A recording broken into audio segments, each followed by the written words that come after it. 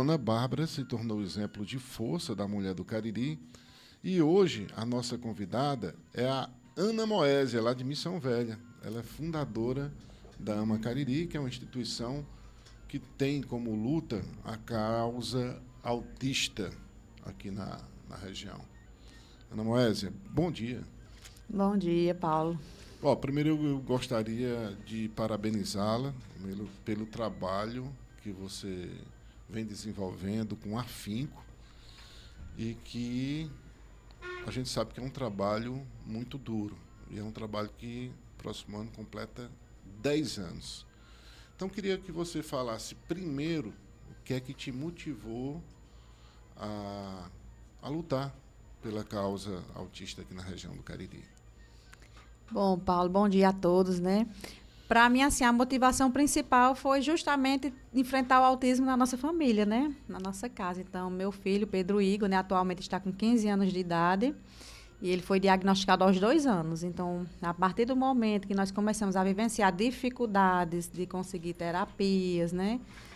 Uma inclusão escolar de qualidade e enfrentava os desafios com ele mesmo, com a questão de como criar, né, o nosso filho que desafiava, né, as nossas expectativas de pais, porque ele não nos obedecia, ele fazia tudo que ele queria, ele era muito aventureiro e ele tinha muita essa dificuldade de atender comandos. Então, a gente precisava de algo que realmente pudesse ajudar nesse comportamento dele, né, para que ele pudesse ser socialmente aceito com comportamentos que a sociedade nos estipula, né? Comportamentos e padrões adequados. E ele desafiava todos esses comportamentos. Então, acabava que a gente não conseguia sair com ele, tem essa questão da inclusão social, que era bem afetada. Então, a partir daí, a gente foi conhecendo outras famílias que tinham as mesmas dificuldades que a gente enfrentava também. E nós fomos vendo que precisava de profissionais qualificados, porque a gente passava por alguns profissionais que diziam que não sabia atendê-lo. Então, eram várias negativas, né? Negativas, às vezes, educadamente mesmo, dizendo, Ana, eu preciso também de ajuda, eu sou profissional, sou formada, sou fonoaudióloga, mas eu não sei atender autistas, eu não sei atender teu filho. Eu não sei fazer com que ele fique na minha sala e que ele faça o que eu trago para ele de jogos, porque ele não se interessa por isso. Então, nós tivemos que estudar autismo, né? E nas salas de espera da vida, nós fomos encontrando outras famílias, né, e outros profissionais que tinham essa necessidade de conhecer o autismo, porque não era só ter uma formação, mas era uma formação realmente especializada para compreender, né, as especialidades do autismo. Inclusive, esse choque de realidade aí, né? Você disse que aconteceu há mais ou menos 12 anos. E aí, infelizmente, nesses 12 anos, eu sei que alguma coisa mudou, mas foi muito pouco para as expectativas, né? As mudanças, né? Nesses 12 anos. Isso, assim. Da descoberta do autismo lá do Pedro. Ainda hoje a gente recebe famílias com as mesmas necessidades do Pedro, de 12 anos atrás. Às vezes a dificuldade que a gente enfrentou, por exemplo, inclusão escolar, não ter um mediador especializado, é cuidador, mas o cuidador só tem uma formação mínima, ele não entende de autismo. Então, ainda hoje, as demandas das famílias que procuram a AMA são essas, profissionais. Os profissionais eu levei para alguns locais, o município conseguiu um atendimento, mas o atendimento são só 10 minutos, são 20 minutos. O menino só chora dentro da terapia, o profissional diz que não tem formação, né? Não tem capacitação. E tudo que envolve autismo ainda é muito caro também, né? Terapias são caras, as formações são caras, então tudo requer um investimento. E aí a demanda ainda continua com as mesmas necessidades. No início, foi muito mais com o intuito de cuidar do que cobrar. É isso mesmo? Isso. Nós começamos com essa ação do cuidado mesmo, né? Que permanece até hoje, mas era a questão do conhecimento. Não, vamos conhecer, vamos nos unir, vamos pensar o que é direito dos nossos filhos. O que foi que deu certo para um que pode dar certo para outro de repente? Isso, o que é que está dando certo, porque assim, até a lei do autismo, Pedro foi diagnosticado com 11 anos de idade. A lei Berenice Piana só foi, né, regulamentada em 2012. Ela foi uma lei aprovada em 2012, um ano depois do diagnóstico de Pedro. Ou seja, quantos autistas já tinham, que não existia uma lei específica, né? Então, a gente foi começando a estudar isso, a estudar as leis que foram sendo aprovadas, né? Lei Brasileira de Inclusão é 2015. Então, após esse diagnóstico, foram surgindo leis, que a gente não fazia parte da construção da lei, propriamente dita, mas que a gente precisava estar pegando o que tinha do passado e juntando com o que era recente, né?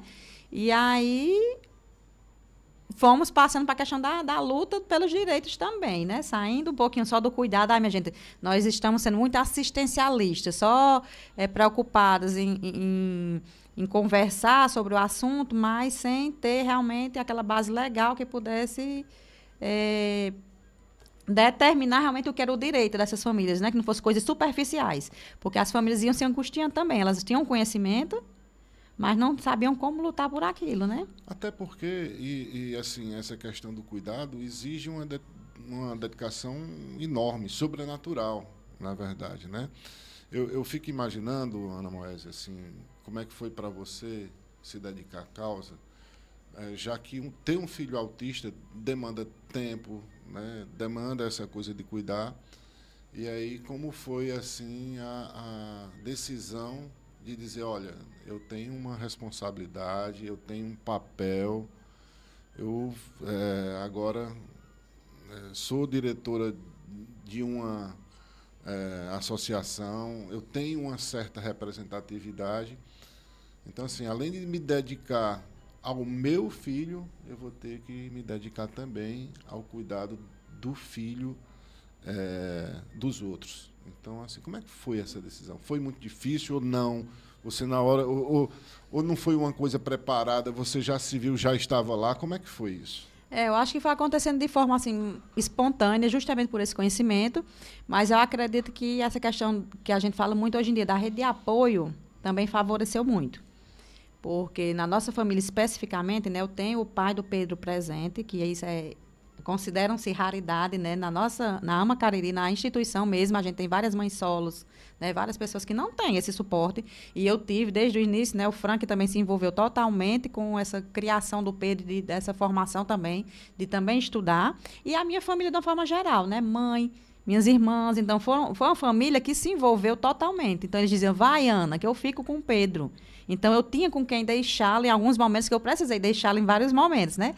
De formações, de cursos, de viajar para estar em outros municípios, né? Fazendo capacitações.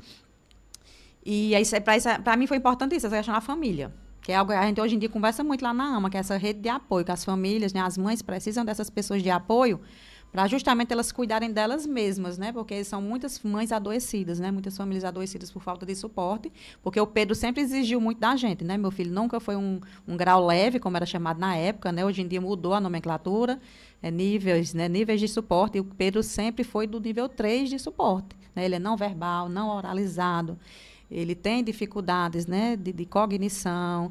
Então, ele sempre consumiu muito da gente, mas esse apoio familiar foi o que fez e faz com que eu continue até hoje. É engraçado. Engraçado não, né? A gente vive numa sociedade muito machista e que cobra da mulher esse dever de cuidar e que cobra do homem essa questão de ser o provedor do sustento, aquele que vai buscar o dinheiro, né? Felizmente, isso está mudando. A gente já vê nos consultórios, por exemplo, quem segura o neném lá é o papai, né? Então, assim, é um processo e eu acho que o seu marido, Frank Lane, ele chamou atenção nesse sentido, né? De que ele também se dedicou a essa coisa do cuidar. Isso, porque a gente sabe que o amor vem dos dois, a divisão de tarefas também vem dos dois, e hoje em dia a gente sabe que nem todas as mães estão só em casa cuidando do filho, a maioria também está trabalhando fora, que era no meu caso também. Então, a gente sempre teve esse olhar de dividir o tempo, né? Pedro, hoje em dia, está fazendo 4 dias de terapias, né? E é dividido, os 2 dias de Frank e os 2 dias meu. Então, assim, a gente hoje em dia tenta dividir ao máximo para que não sobrecarregue. E a gente ainda se sente sobrecarregado, tanto eu como ele, porque são, né, o trabalho, os outros filhos e ainda toda uma luta com essa carga horária do Pedro, que é tripla, né? Porque ele tem uma carga horária a mais, que é a das terapias. Normalmente, aqui no Café com Dona Bárbara, a gente só entrevista mulheres, né? Mas está aqui ao nosso lado Frank Lane, marido da Ana, e aí eu queria que ele desse um depoimento sobre como é que é ser o marido, ser o companheiro da Ana Moésia, que é mãe, que além de ser mãe, que tem uma representatividade. Bom dia, João. Prazer estar aqui na Paulo. São Zoom. João é o irmão. É Paulo. Prazer estar aqui na São Zoom, né? E nesse quadro tão importante, né? Aqui para homenagear mulheres, né? E está aqui ao lado da minha, que é uma guerreira, né? Que é uma batalhadora, né?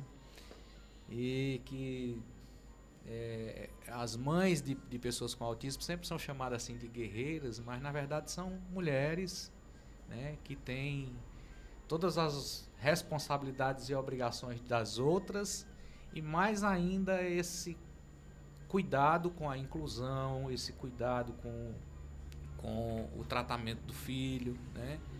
Então, eu me sinto assim, de certa maneira, um pai responsável, né? Porque nunca deixei ela sozinha nessa tarefa, né?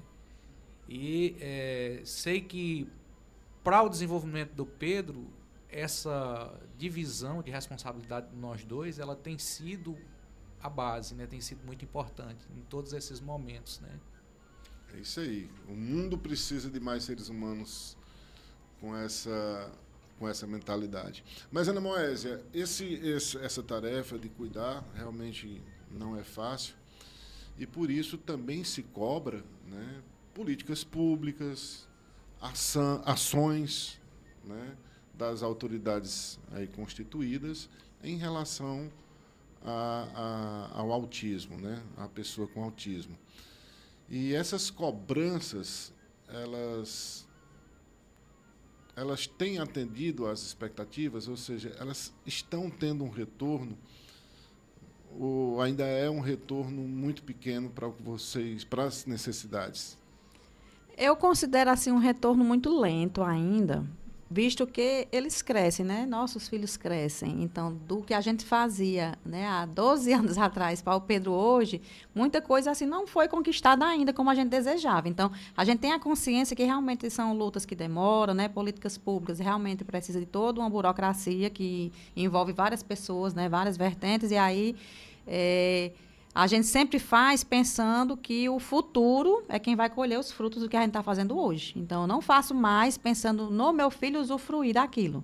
Porque conforme o tempo foi passando, ele foi crescendo, hoje ele é adolescente. Ontem, né, teve a oportunidade de fazer o título de eleitor, que era o que a gente sonhava muito assim, né? E existe um preconceito e um capacitismo ainda que envolve isso, essa questão, né, de pessoas incapazes, né? Nas leis existe essa palavra, né? Então, as pessoas dizem, e aí os autistas podem, né, tirar título. Então, assim, tem questões que a gente vai trabalhando que envolve ele como cidadão mesmo, enquanto pessoa, e vamos quebrando esses paradigmas, mas sabendo que essa questão das políticas públicas, dos direitos mesmo preservados, que são mais demorados, como, de repente, ter um centro em Missão Velha que atendesse pessoas com autismo com qualidade que precisa. Eu não sei se Pedro vai chegar a isso, entendeu? A ter esse serviço dentro do município, que era um sonho meu quando ele era menorzinho. Eu digo, ai, meu Deus, meu sonho é não ter que ir para o Juazeiro todos os dias. Eu me emociono. Pois é. É importante falar isso porque muita gente acha que as políticas públicas existem, e elas realmente existem, né?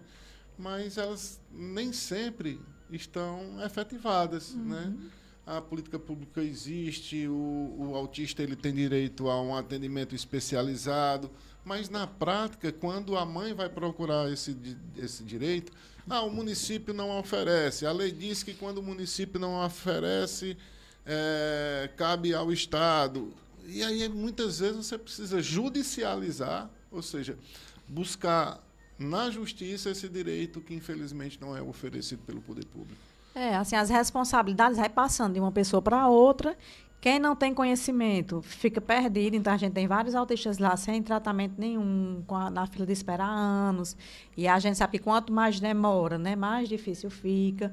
Aí, muitas vezes, eu mesma, assim, sou taxada por algumas pessoas. Ana, mas é muito abusada. Ana, mas tudo ela reclama. Mas é porque eu quero meu filho. Eu estou falando do meu filho, eu não estou falando de qualquer pessoa, né? Eu quero o que é melhor para ele. E a gente sempre procurou e buscou isso, né? O tratamento melhor, o que é que tem de evidências científicas, o que é que existe de melhor no Brasil e no mundo. Temos dinheiro para isso? Não. Mas se precisa ser ofertado, né, com qualidade, seja pelos planos de saúde ou seja pelo SUS, então que venha com qualidade, né? Porque a gente não quer qualquer coisa, né? Não é qualquer carteirinha, como chegou lá uma para a gente entrega assim, que meu filho não vai usar. Ele não vai usar por quê? Porque não tem a funcionalidade que a gente esperava da carteirinha. Não foi o que foi combinado, né? Eu participo de conselhos municipais, então a gente participa às vezes até da preparação de algumas coisas, né? Porém, na hora que é efetivado, tem coisas que vêm de qualquer jeito.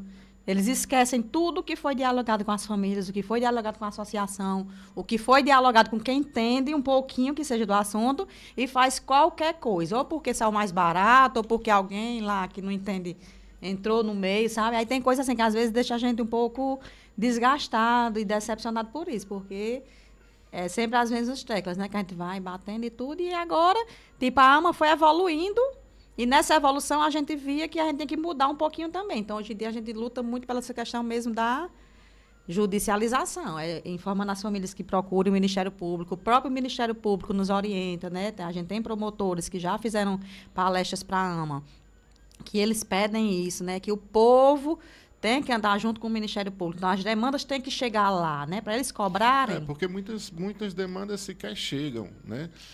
Muitas famílias também vão descobrir que o filho é autista muito tarde, quando ele poderia estar sendo tratado bem antes, né? Por exemplo, vocês, de certa forma, são de uma família bem estruturada. Você disse que a gente não tem dinheiro, tá, tudo bem, mas vocês são... vamos supor, de uma classe média. Imagine as pessoas menos favorecidas que, além de não terem dinheiro, também não têm a informação sobre o que é. Isso, não, eu sempre digo ao pessoal, não, Pedro, ele nasceu numa família privilegiada, porque ele é filho de funcionários públicos, né? Nós somos professores, né? Quando o Pedro nasceu, a gente já era concursado, já tem nossos empregos, então, assim, ele já nasceu numa família mais ou menos estabilizada financeiramente.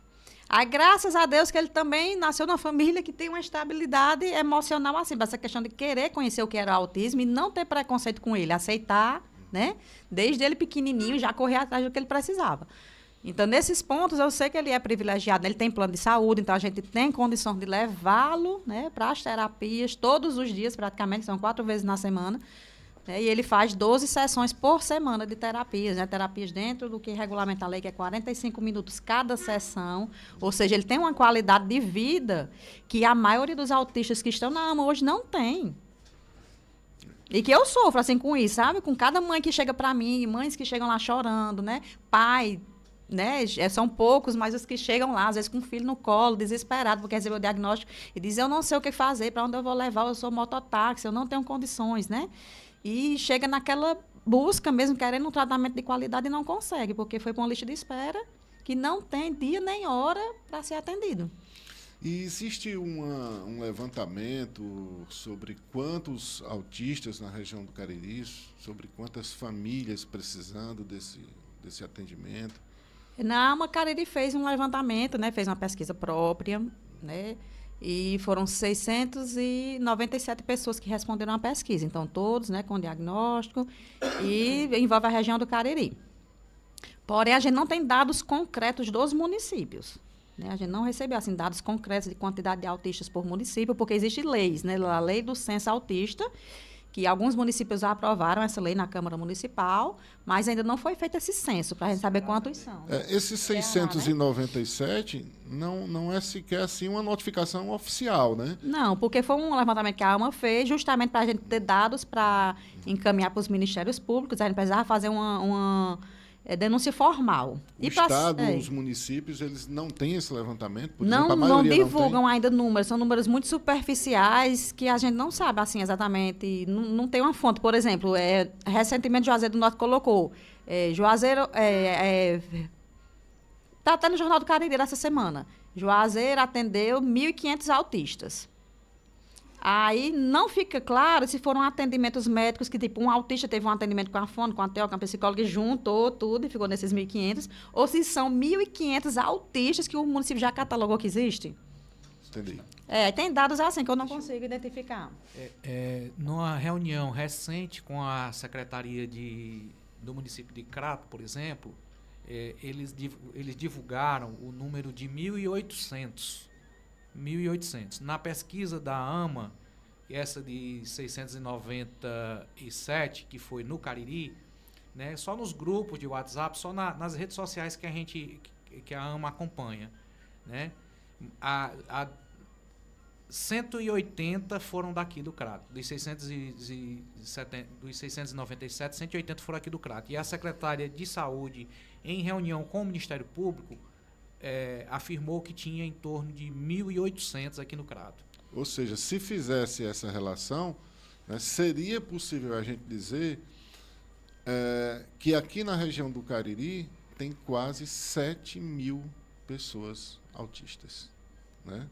E ainda seria uma subnotificação, porque nem sempre o município consegue chegar a todas as famílias, nem sempre as famílias conseguem sequer identificar que o filho tem algum grau de autismo. Aí algumas pessoas ficaram sem entender o porquê era que a gente a AMA queria números. Eu digo, a gente quer números, porque para desenvolver justamente as políticas públicas, os projetos, precisa de números. Então, eu acho assim que os municípios têm que abrir a mente para isso, para ver esses dados, realmente fazer levantamento de dados, né, reais, para que consigam, de repente, os centros, né? Hoje em dia se fala muito em centros, não sei se vai...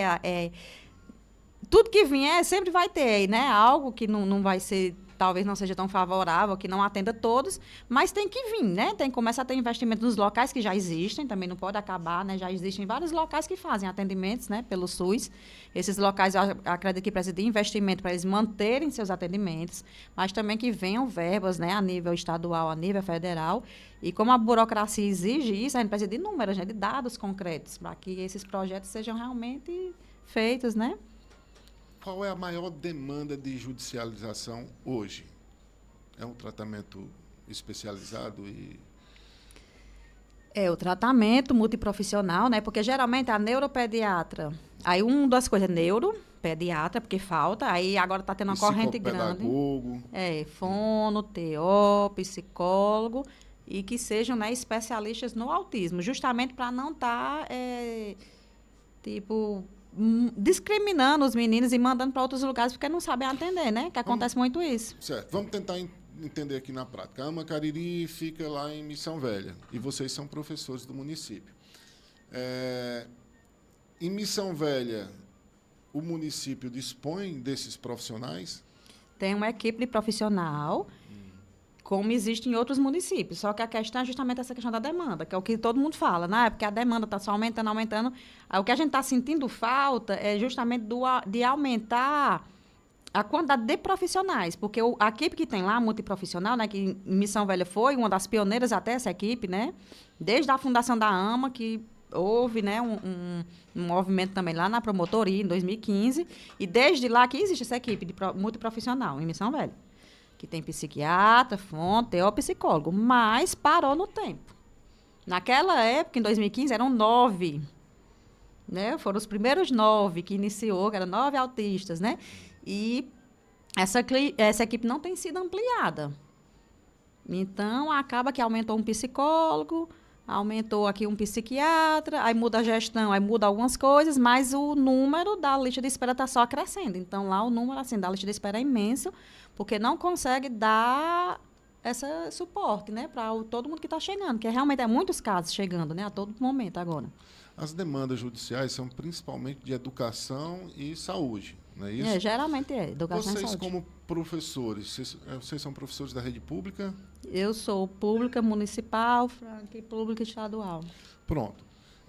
Na rede pública, se exige também e se garante, vamos dizer assim, ao autista um atendimento especializado. Mas, muitas vezes, o que o professor tem, que se exige, é de um curso de capacitação de, se eu não me engano, 300 horas ou 180 horas. Enfim, alguns municípios devem ser diferentes. Então, assim, na prática, aquele profissional ele está preparado para atender aquele aluno que tem autismo? Na verdade, não, né? E acontece que tem municípios contratando sem curso nenhum. Né? Aqui a gente tem a realidade bem real, né? E o pessoal está contratando, às vezes não tem nem o ensino médio completo, e está funcionando não para essa questão da especialidade, do aprender do aluno. Está funcionando mesmo só para cuidados, ou como uma pessoa para seguir o menino dentro da escola, para que ele não cometa, né, nada inapropriado, né, não se arrisque ou aconteça algo com ele ou com outra pessoa. Mas é mais para estar acompanhando esse aluno na questão da agitação psicomotora, não é pensando no desenvolvimento, né? Eu tenho um exemplo prático agora do meu filho, né? Que ele está no ensino médio, Ele está na escola pública, profissionalizante, né? Redes de computadores, ficou em primeiro lugar, vaga de pessoa com deficiência. E nós estamos há 2 meses de aula, né? Porque, tipo, ele fez a matrícula, já era pessoa com deficiência na matrícula. Entregamos tudo que ele precisava do acompanhante especializado que ele sempre teve, né? Mas no estado a gente está com essa dificuldade de contratar esse profissional. Aí foi determinado que a gente escolhesse alguém, aí apareceu uma pessoa de Barbalha interessada, não tem todas as formações, por quê? Porque o estado não contrata acompanhante especializado, só contrata cuidador. E é uma equipe terceirizada lá, uma empresa terceirizada quem faz a contratação, então não exige formação. Não existe formatura, não existe formação em autismo, exige que tenha um ensino médio e pronto, e que queira fazer, né, o papel de cuidador. Então, para atender Pedro hoje, não pode ser qualquer pessoa, né? Então, ele está lá com a pessoa, ela é formada, né, porque ela quis a vaga de cuidador, mas vai ter que estudar muito sobre autismo. E ela diz isso, não, eu já estou assistindo, já estou fazendo isso e aquilo. Porém, o Estado ainda não assinou o contrato dela. Ela está com 1 mês indo para a escola, já ficando com o Pedro. E até agora O contrato em si, que é o que formaliza, é o que vai dar, né, os direitos, garantir o direito, que é a assinatura mesmo, gente. Precisa ser formal, que ela vai receber o dinheiro dela quando, né? A pessoa está lá e não vai assinar o contrato nunca, né? Aí está para sair esse contrato dela, a gente ainda está nessa expectativa. De uma maneira geral, também, essa questão das notificações, por exemplo, tem melhorado, porque alguns municípios implementaram uma lei que beneficiam o professor com 1%, né, de gratificação em cima do salário para aqueles professores que têm na sala de aula, né, que atendem em sala de aula crianças com alguns tipos de deficiência, né? Então, isso serve para a criança que tem autismo, para a criança que tem uma dificuldade na visão, para uma criança que tem a capacidade de cognição reduzida. Então, se essas crianças tiverem um laudo médico, né, isso facilita com que o município consiga diagnosticar, aliás, consiga identificar e notificar essas pessoas, né? Reconhecer essas pessoas. Isso. E outra coisa, o profissional merece, né? Porque a gente fala muito assim da capacitação do profissional, mas muitos profissionais não têm condições, justamente por causa do salário que recebe, não tem condições de pagar capacitações. Então, o profissional precisa ser reconhecido, ser valorizado. Eu digo isso porque, por exemplo, o Pedro ele está lá com vários professores que fazem atividades adaptadas, que tentam levar coisas diferenciadas para ele na sala de aula, e aquilo ali requer tempo. Requer tempo e estudo, porque tem professor que é o primeiro autista da vida dele, está sendo Pedro agora, né? Ana Moésia, para encerrar, eu gostaria de perguntar como é que outras mães também lutadoras podem conhecer a AMA e, de repente, ajudar também de alguma forma. Pronto, a AMA Cariri está nas redes sociais, né? Geralmente sou eu que acompanho lá, vou olhando, né, as mensagens que vão chegando. Então, a gente tem Instagram, tem Facebook, né? AMA Cariri, _autismo.